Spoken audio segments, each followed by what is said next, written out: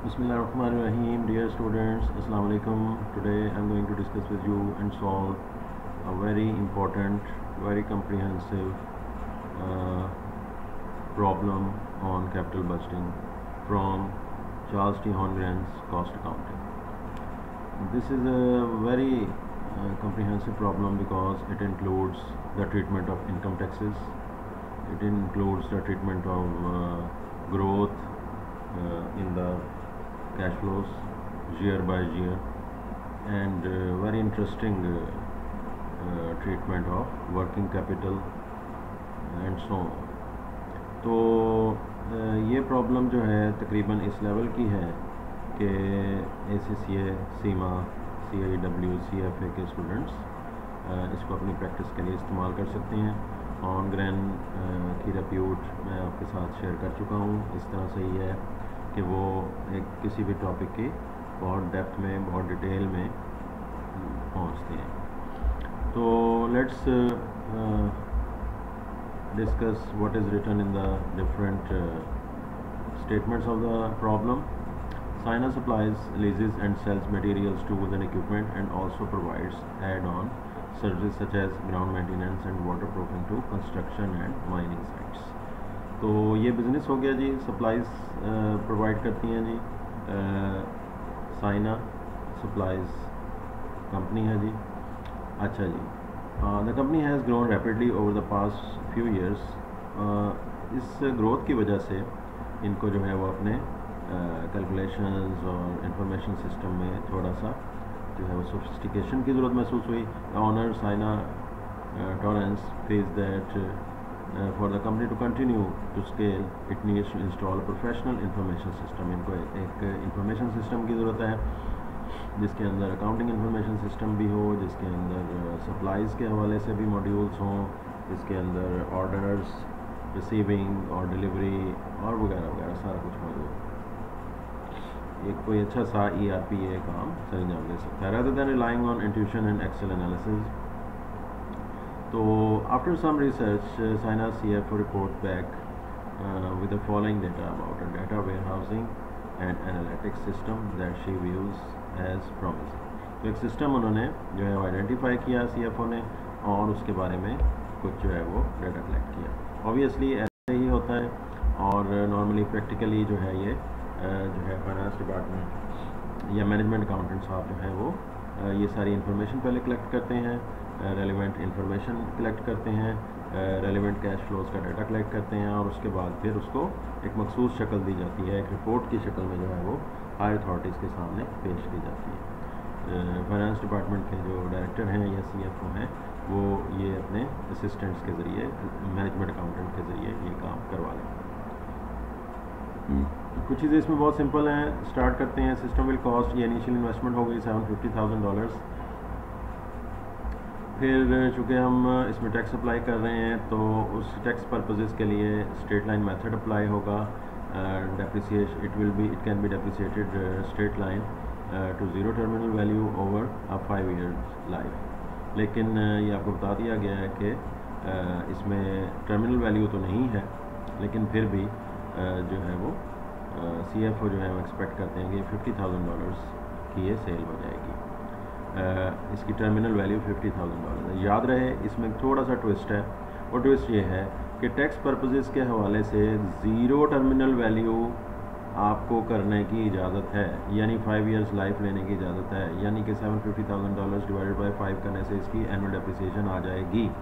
इसमें से जो है वो 50,000 को माइनस करने की ज़रूरत नहीं है, लेकिन जो है उसके बावजूद इसकी टर्मिनल वैल्यू 50,000 हो जाएगी। Let's move ahead. There is an additional annual fee of software upgrades and technical support from the vendor. Annual fee है तो ज़ाहिर है कि आपको ये हर ईयर पे करना पड़ेगी। तो ये एनुअल फ़ी है, ज़ाहिर है बता दिया है। सॉफ्टवेयर अपग्रेड्स होते हैं, टेक्निकल सपोर्ट होती है, तो ये वेंडर जो है वो आपको प्रोवाइड करेगा कंपनी को, साइना को। The ability to provide better services and to target and reach more clients as a result of the new system will directly result in a $500,000 increase in the revenues. तो ज़ाहिर है जो हम information system की cash flows को देख रहे हैं और उसकी कैपिटल बजटिंग कर रहे हैं, उसकी net present value find out कर रहे हैं, तो ऑब्वियसली उसमें अगर हम कोई एक्सपेंस कर रहे हैं तो किसी बेनिफिट की खातिर ही कर रहे हैं। कॉस्ट अगर पे कर रहे हैं तो उसमें से कोई हमें इंक्रीमेंटल बेनिफिट हासिल होगा। वो इंक्रीमेंटल बेनिफिट ये है कि हमारे रेवेन्यूज़ में इजाफा हो जाएगा, इंक्रीज़ हो जाएगा $500,000 एवरी ईयर। पिछली जो है वो प्रॉब्लम्स में हम देख आए हैं कि एक ग्रोथ का भी टॉपिक कॉन्सेप्ट हम जानते हैं कि revenues will grow by 5% each year thereafter, यानी 500,000 अगर ईयर 1 में हमारा ग्रोथ है तो 500,000 मल्टीप्लाइड बाय 1.05 कर देने से हमारी ग्रोथ हो जाएगी। याद रहे ये पूरी प्रॉब्लम जो है ये इंक्रीमेंटल वैल्यूज़ पे बेस कर रही है, एडिशनल वैल्यूज़ पे, डिफरेंशियल वैल्यूज़ पे बेस कर रही है। आप सब जानते हैं, ये मैं प्रीवियस प्रॉब्लम्स में भी बता चुका हूँ, कैपिटल बजटिंग में net present value find out करने में आप इंक्रीमेंटल एनालिसिस यूज़ करते हैं। इसकी दो अप्रोचेज़ हैं, टोटल कॉस्ट अप्रोच है और इंक्रीमेंटल अप्रोच है। तो इस वक्त जो है ये पूरी प्रॉब्लम इंक्रीमेंटल मेथड से चल रही है। अच्छा जी, तो ये इंक्रीमेंटल रेवेन्यू हो गया 500,000 और ये ग्रोथ हो गई, और कंट्रीब्यूशन मार्जिन जो है इसके अंदर 60% है, बाकी 40% जो है वेरिएबल एक्सपेंसेस है। तो एनी हाउ ये एक अलग बहस है कि इस वक्त इन्होंने कंट्रीब्यूशन मार्जिन को ही रेलेवेंट करार दिया है। ऑब्वियसली कंट्रीब्यूशन मार्जिन जो होता है वो रेलेवेंट ही होता है। Due to greater efficiency in ordering and dispatching supplies as well as in collecting receivables, the firm's working capital requirement will decrease by 100,000। तो आप समझ सकते हैं कि जब भी कोई सेविंग होती है, कोई कॉस्ट डिक्रीज़ होती है तो सेविंग होती है, और सेविंग होती है तो ये कैश इनफ्लो होती है, और कैश इनफ्लो जो है ये रेलिवेंट है। Saina will also be able to reduce the amount of warehouse space it currently leases, saving 40,000 annually in the process। देखें, जब ज़्यादा एफिशिएंट सिस्टम होगा, जस्ट इन टाइम सिस्टम हो जाएगा। ऑल्दो इस वक्त जो है ये प्रॉब्लम में कहीं पे भी इन्होंने मेंशन नहीं किया, लेकिन इट लुक्स लाइक कि ये एक जस्ट इन टाइम सिस्टम होगा, just in time information system होगा। तो जब जस्ट इन टाइम सिस्टम होगा तो हमें वेयर हाउस में ज़्यादा स्पेस अवेलेबल होगी, या ये है कि हम वेयर हाउस की स्पेस की बचत करेंगे, और जब हम बचत करेंगे स्पेस की तो हमें कॉस्ट की सेविंग होगी।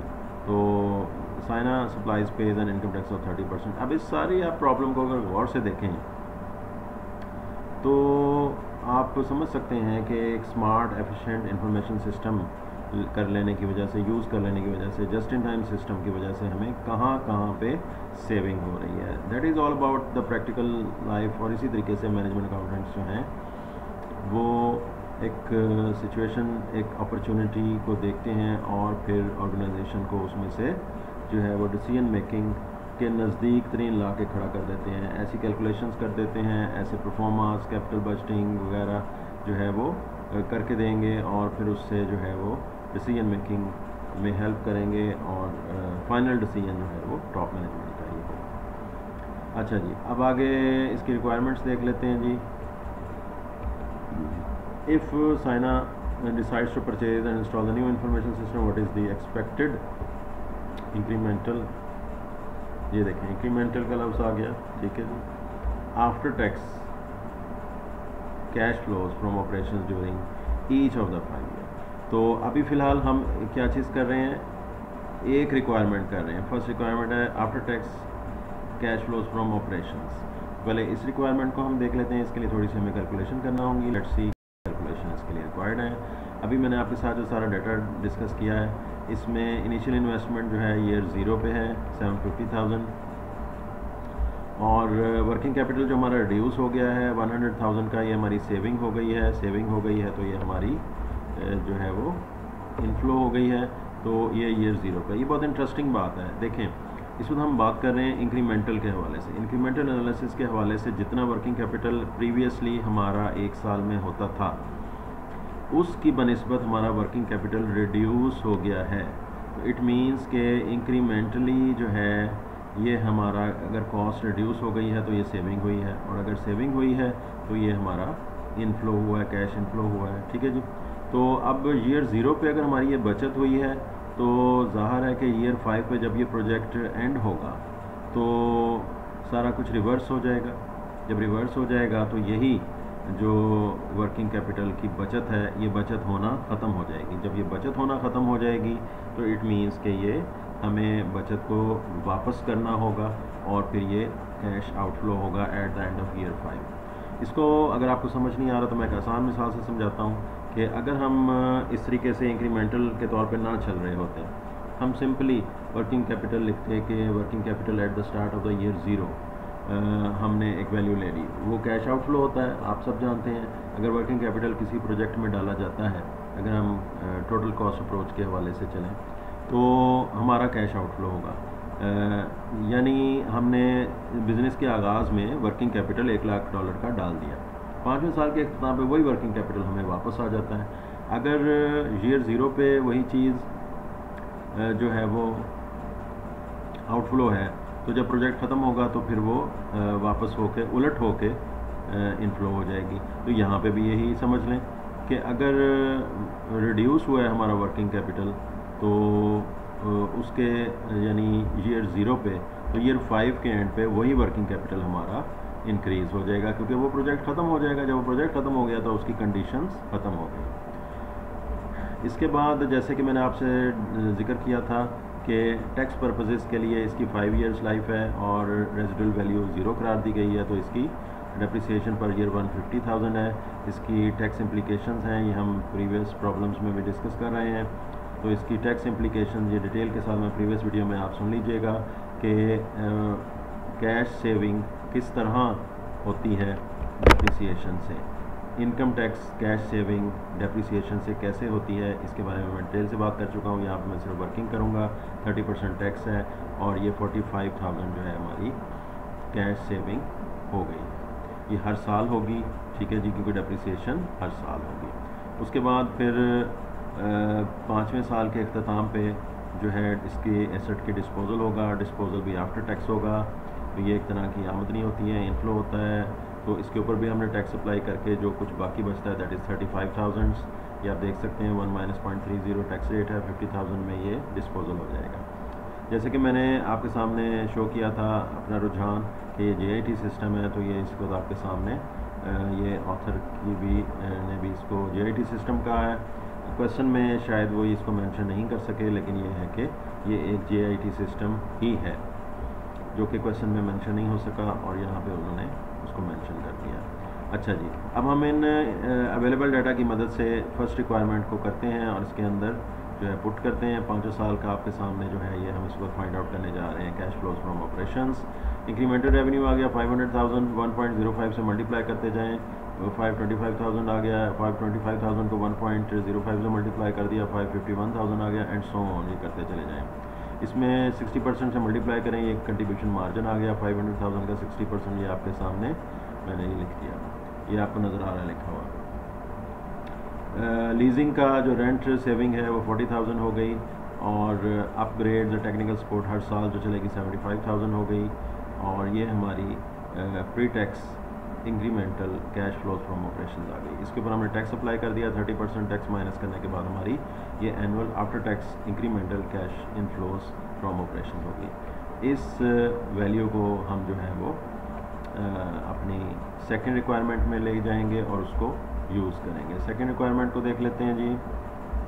सेकंड रिक्वायरमेंट में रूटीन मैटर के तौर पे एक नेट प्रेजेंट वैल्यू हमें फाइंड आउट करनी है of installing the information system of Saina supplies. तो इसकी बड़ी इंटरेस्टिंग सी जो है ये मैंने टेबल खुद बनाई है। इसको ज़रा एक स्पेशल ये परफॉर्मा है, ये आप देख सकते हैं। इसको मैं जब कभी कुछ कॉम्प्रिहेंसिव डिटेल्ड जो है वो जब कभी प्रॉब्लम्स को सॉल्व करना होता है जिसके अंदर टैक्स की ट्रीटमेंट भी होती है, तो इस परफॉर्मे को यूज़ करना ज़्यादा मुफीद होता है। लेट्स सी ये परफॉर्मा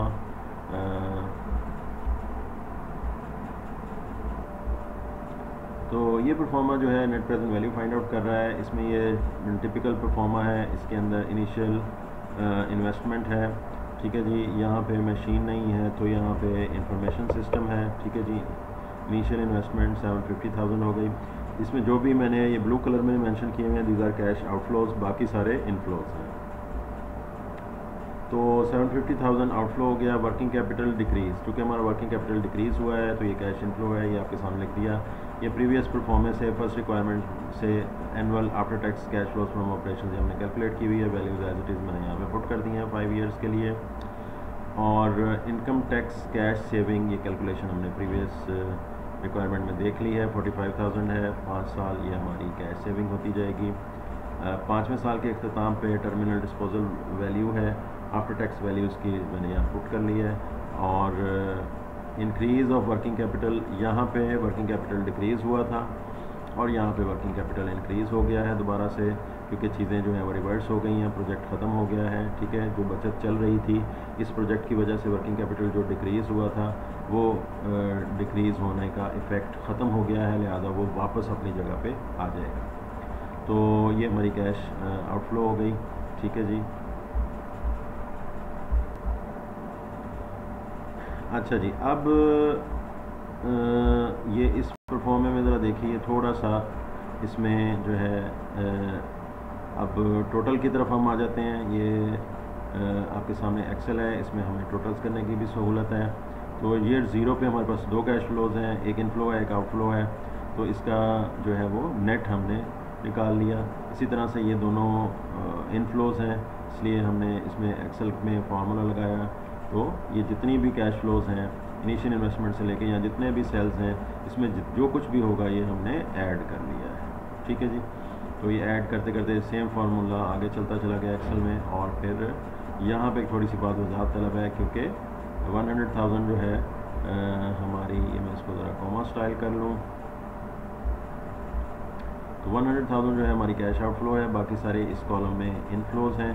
तो ये हमने नेट करके नेटिंग करने के बाद जो है 210,756 आ गया।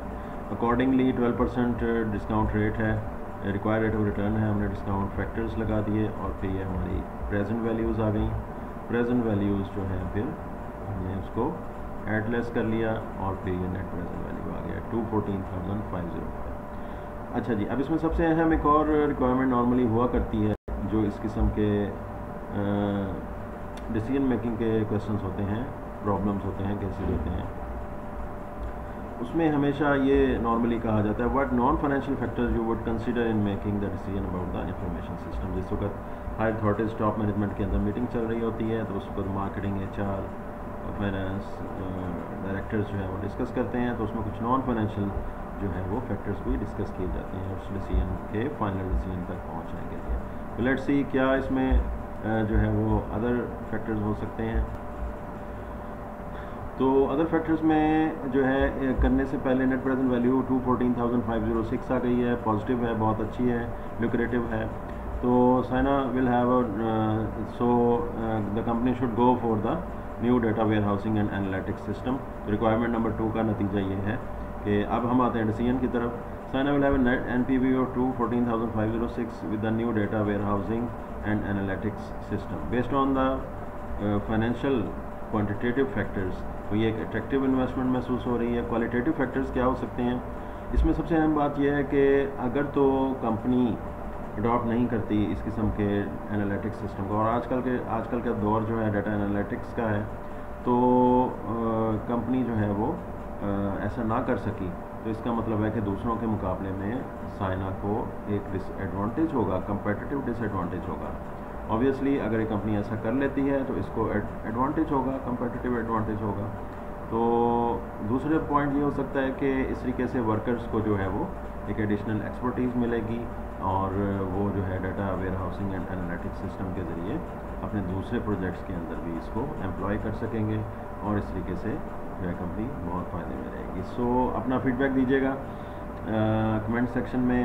ये मैंने आपके सामने जो है प्रॉब्लम डिस्कस की है 21.37। ये बावजूद इसके कि काफ़ी हद तक ये जो है कम्प्रीहेंसिव है, ऑल्दो साइज़ में बहुत बड़ी नहीं है, लेकिन फिर भी ये कम्प्रीहेंसिव प्रॉब्लम थी और इसी के से हम मज़ीद जो है वो एडवांस टॉपिक्स में इंशाल्लाह देखते चले जाएंगे। इसके अंदर भी हमने एक बहुत इंटरेस्टिंग प्रॉब्लम को डिस्कस किया। अपने फीडबैक से आगाह कीजिएगा और अगर आप कुछ और टॉपिक्स जो है चाहते हैं तो वो मुझे ज़रूर बताएँ।